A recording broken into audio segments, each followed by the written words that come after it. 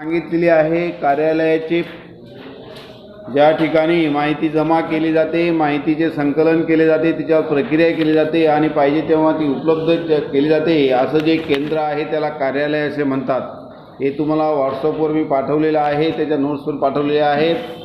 परत तुम्हाला लिहून देतो। कार्यालयाचे महत्त्व जे आहे ते पण सांगितलं। माहितीचे केंद्र, माहितीचे देवघेवीचे केंद्र, देयनीतीचे केंद्र, अशा वेगवेगळ्या प्रकारची माहिती मी तुम्हाला सांगितलेली आहे। त्यानंतर कार्यालयाचे कार्य, आधुनिक कार्यालय जे आहे ते आपल्या शाळेत जे आहे ते कार्यालयामध्ये जर गेले तर तुम्हाला त्या ठिकाणी माहिती कार्यालयाचे प्रमुख कार्य आहेत। त्या कार्यालयामध्ये पहिलं कार्य जे आहे माहिती व आकडेवारी जमा करणे।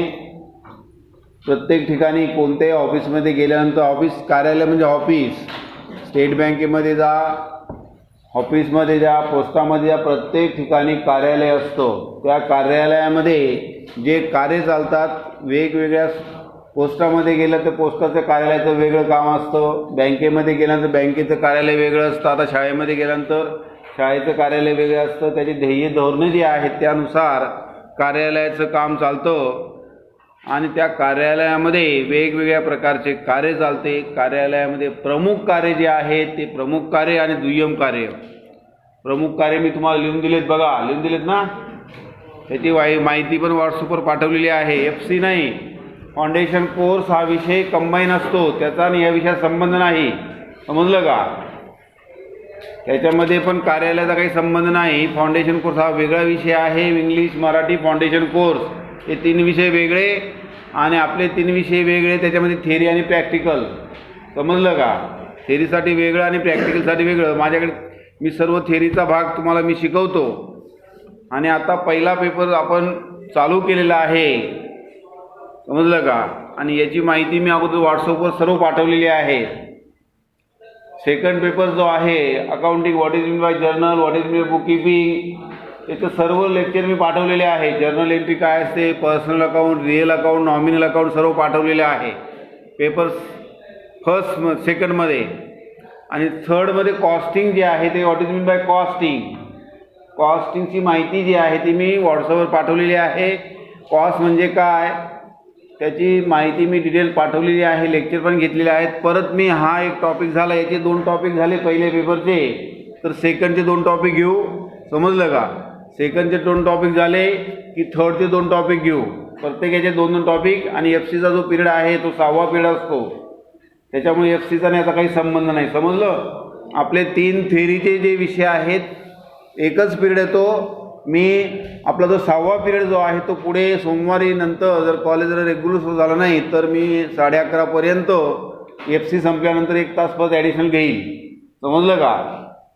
दररोजचे 2-2.5 तास घेईल। FC संपल्यानंतर आपण परत आपल्या वर्गामध्ये सेकंड पेपर जो आहे जर्नल, लेजर, कॉस्ट शीट, तो आपण मी प्राचार्यांना विचारून ते घेईल, समजलं का? कारण मग नंतर बाहेर काही काम बिम असेल बाहेर जावं लागतं, पण सर्व सिलेबस हा व्यवस्थित मी घेईल, म्हणून घाबरू नका। जे तुम्हाला वर्गात ज्यांनी व्हॉट्सअपवर लिहून घेतलेलं आहे त्यांनी परत लिहून घ्यायची गरज नाही, फक्त जे वर्गात होईल तेच परीक्षेला विचारलं जाईल, व्हॉट्सअपचं विचारणार नाही, समजलं? म्हणून तुम्ही त्या नोट्सवर टिक मारून घ्या आणि थोडाफार बदल होईल, त्याचा काही फरक पडत नाही।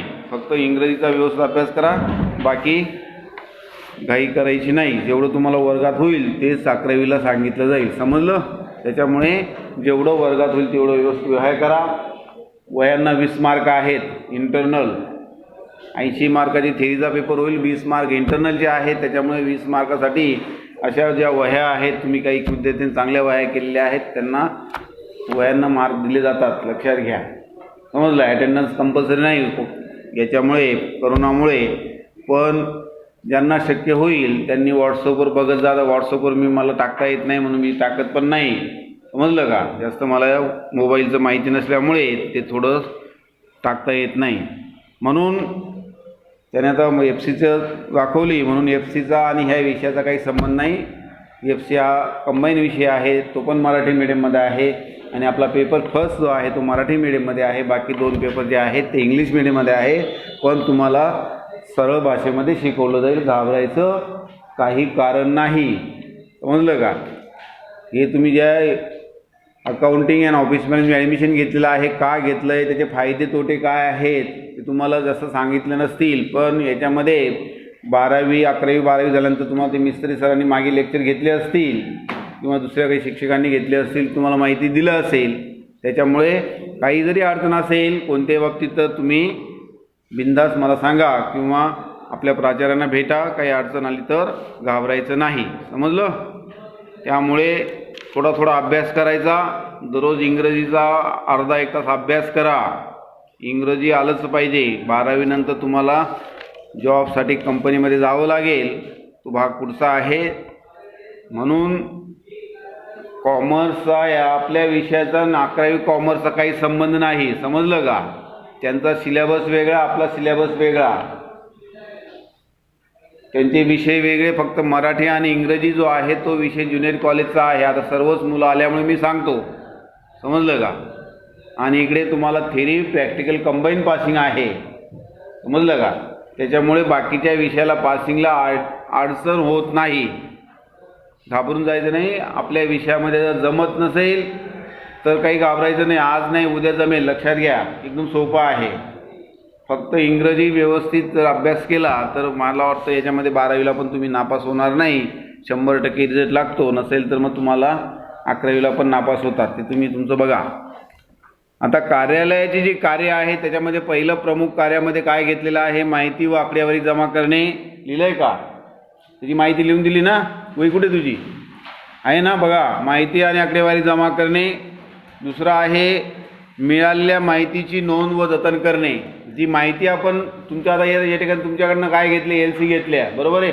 ही माहिती जमा केली, नंतर त्या LCचं जतन केलं जातं, त्याची नोंद केली जाते जर्नल रजिस्टरमध्ये. त्यानंतर त्या माहितीवर प्रक्रिया केली जाते. म्हणजे ते जर्नल रजिस्टरवरून ते LC व्यवस्थित आहेत किंवा नाही त्याचं ते पुढे चेक केले जातात. आणि तुम्हाला जी माहिती तुम्ही दिलेली आहे ती माहिती उपलब्ध करून दिली जाते. हिशोब ठेवला जातो, पत्रव्यवहार केले जाते. असे वेगवेगळ्या प्रकारचे कार्य जे आहेत ते प्रमुख कार्य कार्यालयाचे आहेत, लक्षात घ्या. आता कार्यालयाचे दुय्यम कार्य पण आहेत. इतर कार्य पण करावी लागतात. दुय्यम म्हणजे इतर कार्य. निर्णयाची अंमलबजावणी, समजलं का. पहिलं काय त्यामध्ये लिहा, निर्णयाची अंमलबजावणी. प्रशासकीय किंवा दुय्यम कार्य त्याच्यामध्ये एक निर्णयाची अंमलबजावणी. हे तुम्हाला मी डिटेल पाठवलेले आहेत. डॅश निर्णयाची अंमलबजावणी ही माहिती लिहा. प्रशासकीय दुय्यम कार्य निर्णयाची अंमलबजावणी. डॅश व्यवस्थापकाने घेतलेल्या निर्णयाची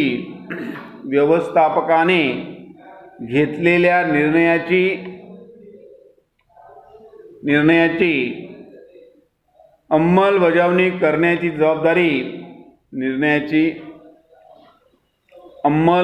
करण्याची जबाबदारी कार्यालयाची असते. व्यवस्थापकाने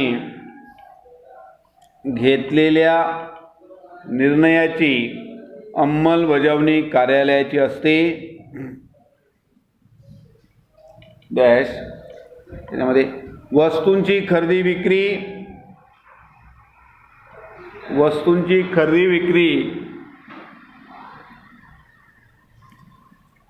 कर्मचाऱ्यांच्या नेमणुका,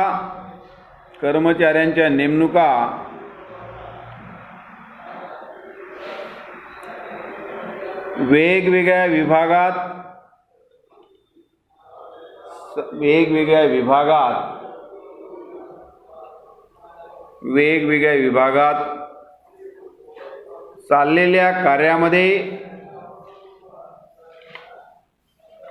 चाललेल्या कार्यामध्ये सुसूत्रता राखणे,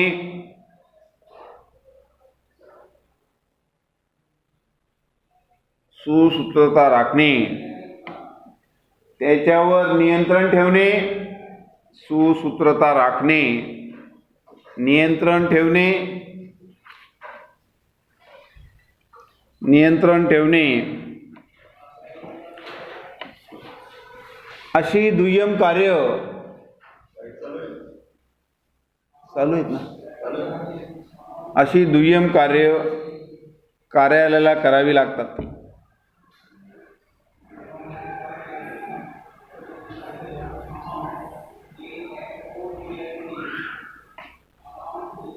पॉइंट नंबर 2,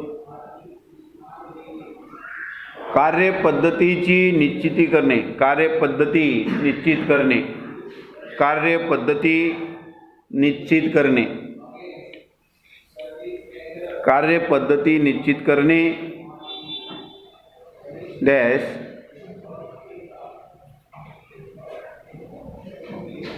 कार्यालयातील कामकाजात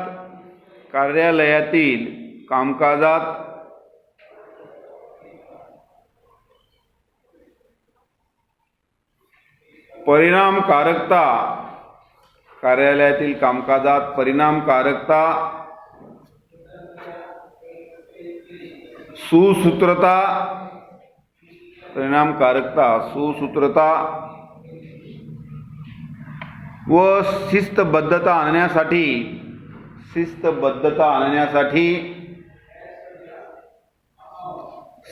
सूत्रबद्धता व शिस्तबद्धता आणण्यासाठी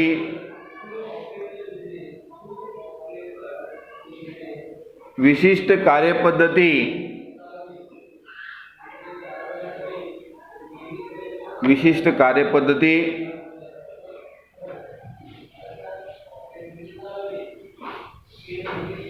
निश्चित करणे महत्त्वाचे असते.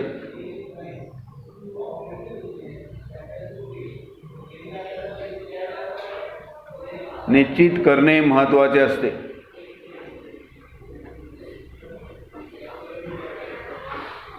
पॉइंट नंबर 3, मालमत्तेची देखभाल.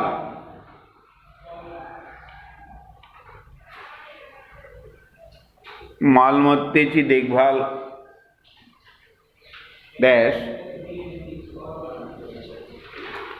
बऱ्याच व्यवसाय संघटनेमध्ये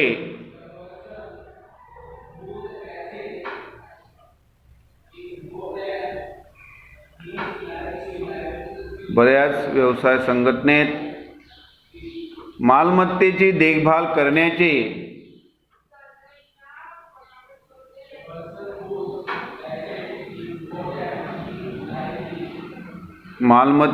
देखभाल करण्याचे काम कार्यालयाला सोपविले जाते. मालमत्तेचे देखभाल करण्याचे काम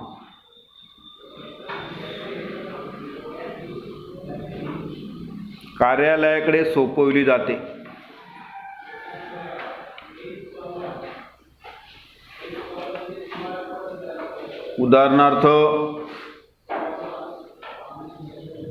उदाहरणार्थ इमारतीची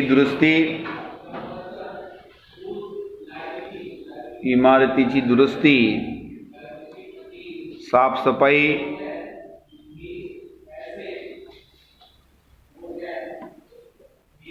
पाणी, वीज,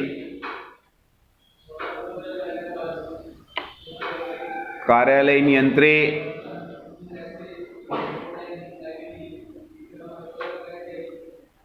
यासारख्या गोष्टींकडे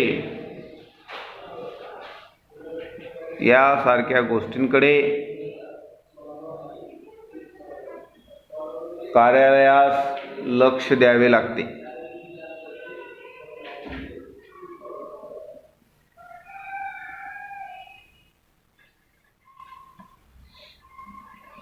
मुद्दा 4, कर्मचाऱ्यांची निवड व प्रशिक्षण. कर्मचाऱ्यांची निवड व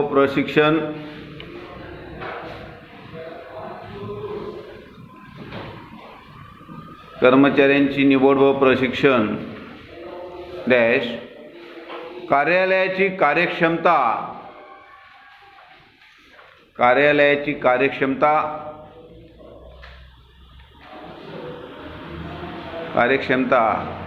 ही तेथे काम करणाऱ्या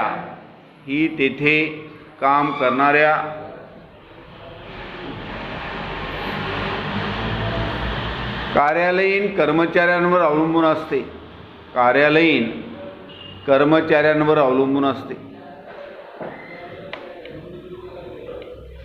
कर्मचाऱ्यांवर अवलंबून असते। त्यासाठी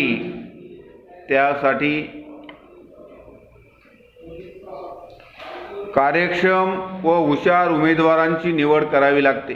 त्यासाठी कार्यक्षम व हुशार कर्मचाऱ्यांची निवड करावी लागते। त्यांना प्रशिक्षण देण्याची व्यवस्था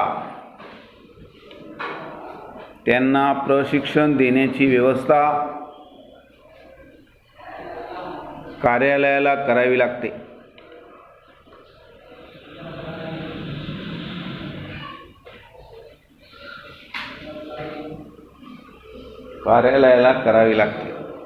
पुढचं कार्य घ्या 5 नंबर। कार्यालयीन स्टेशनरी व उपकरणांची खरेदी करणे। कार्यालयाची स्टेशनरी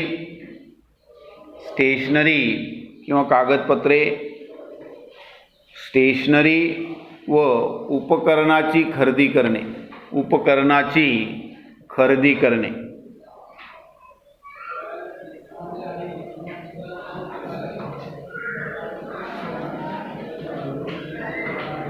यामध्ये सदैव लागणारी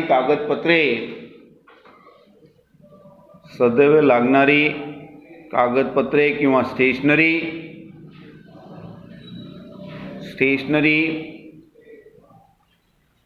खरेदी करणे,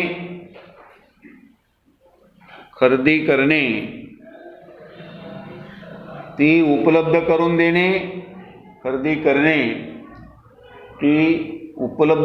देणे,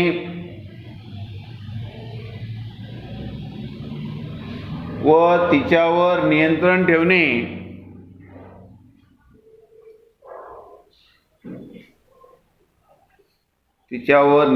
ठेवणे,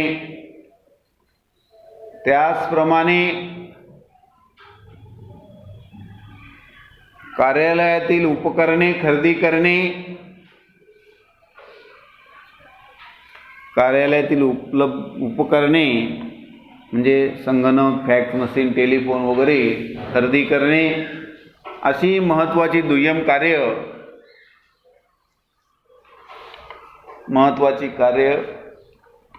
कार्यालयाला पार पाडावी लागतात।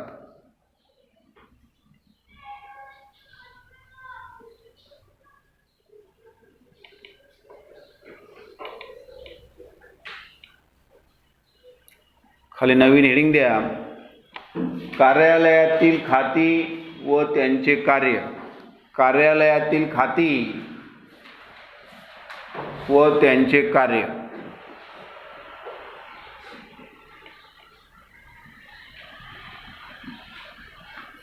आता हे कार्यालय जे आहे त्या कार्यालयामध्ये जे विभाग असतात त्या विभागामध्ये वेगवेगळ्या प्रकारचे खाते असतात। जर तुम्ही कंपनीत जर गेलेत तर त्यामध्ये प्रत्येक ठिकाणी ऑफिस असतं, त्या ऑफिसचं वेगवेगळ्या प्रकारचे विभाग असतात आणि त्या विभागामध्ये वेगवेगळ्या प्रकारचे खाते असतात। त्या खात्यानुसार त्या ठिकाणी जे कर्मचारी आहेत त्यांना जे सांगितलेलं काम जे आहे त्या खात्यानुसार चालत असतात। त्याच्यामध्ये प्रशासकीय खाते आणि कार्यकारी खातं असे 2 प्रकारचे खाते असतात। त्याच्यामध्ये पत्रव्यवहार खातं, आता या शाळेमध्ये आपल्या ठिकाणी 4-5 कार्यालय आहेत, प्रायमरी आहे, सेकंडरी आहे, हायर सेकंडरी आहे, ट्रस्टचं ऑफिस, असे वेगवेगळ्या प्रकारचे कार्य जे आहेत त्या संस्थेचे जे उद्दिष्ट आहे त्या उद्दिष्टानुसार कार्यालयामध्ये जे खाते तयार केलेले असतात त्याच्यामध्ये वेगवेगळ्या प्रकारचे जे खाती आहेत त्या खात्यांचं काम चालत असतं, लक्षात घ्या।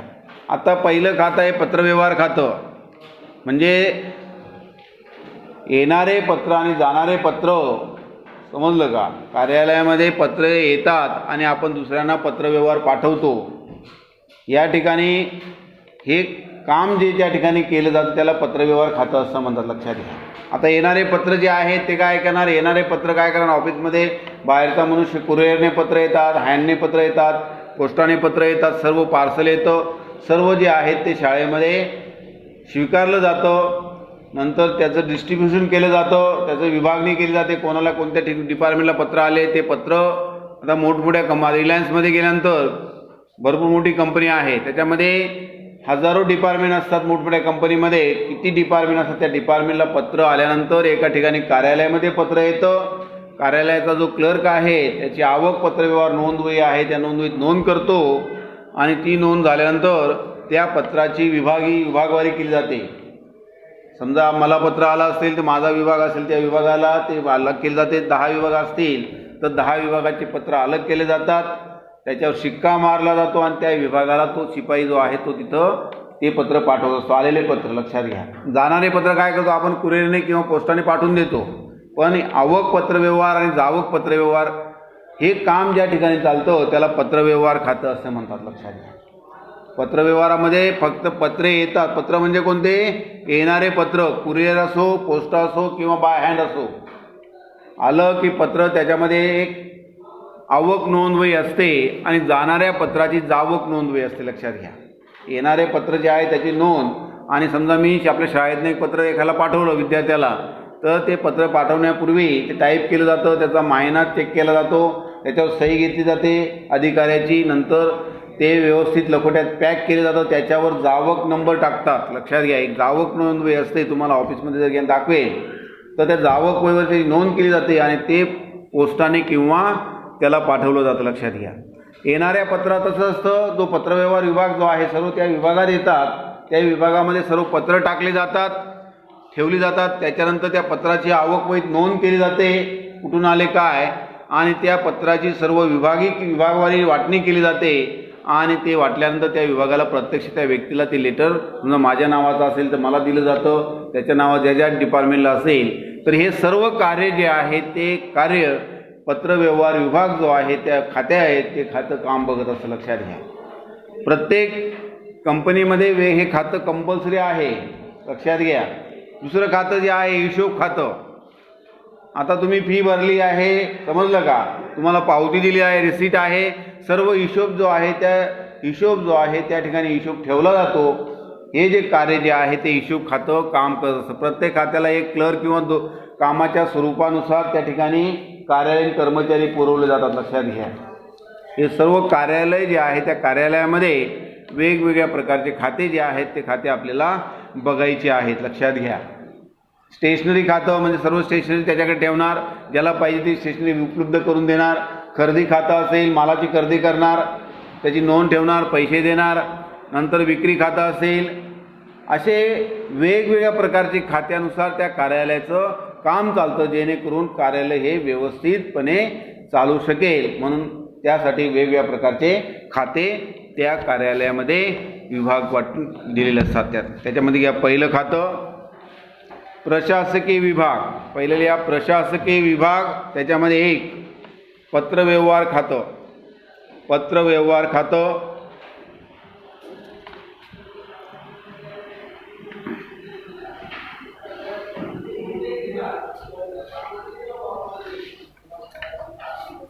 दुसरं आहे हिशोब खाते. एकाखाली एक लिहा म्हणजे याची माहिती पण तुम्हाला जर सांगू. हिशोब खाते. तिसरं आहे धारिका खाते. धारिका खाते. चौथं लेखन सामुग्री पुरवठा खाते म्हणजे स्टेशनरी खातं. चौथं खातं लेखन सामुग्री पुरवठा खाते.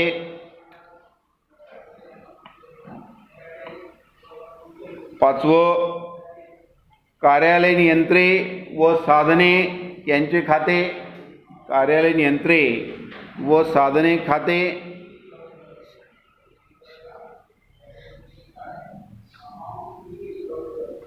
सहा सांख्यिक खाते. सांख्यिक खाते. सांख्यिक खाते. 7 नियोजन व नियंत्रण खाते. नियोजन व नियंत्रण खाते.